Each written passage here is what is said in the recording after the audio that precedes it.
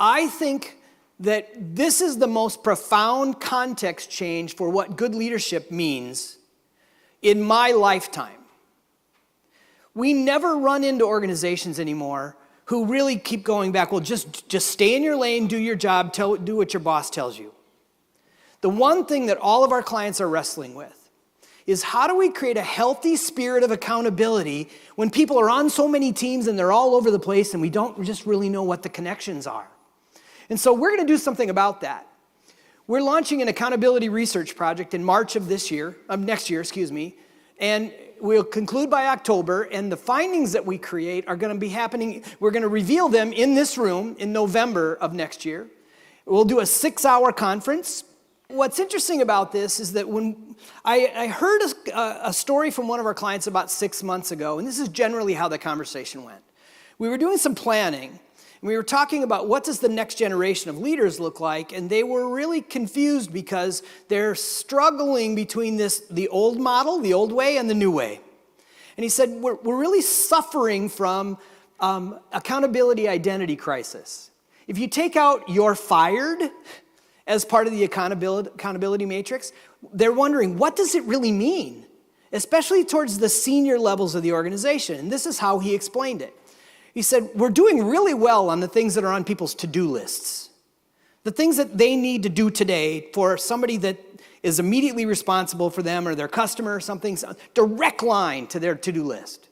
And they seem to be getting really good accountability on things that are important to the C-suite, where you'll get a chance to work on something and present up here. It's good for your career, good for your visibility. Those two things seem to be getting done.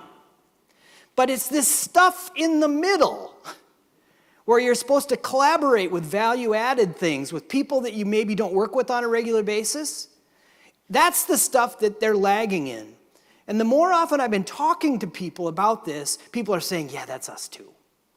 So we don't have the hundreds of thousands that it'll take to do this research right. And we don't really want to go to a university because it'll take 3 or 5 years. So what we're going to do is we're asking for your help. We would love for you to be a part of this. There are many different ways your organizations could be a part of it. We need funding. There's a lot of different ways we can do this. We need people who are willing to be on a steering team to make sure that the research is going in the right direction and ends up as a pragmatic solution. And we also need access to your organizations. We need to be able to interview people. We need to collect some data.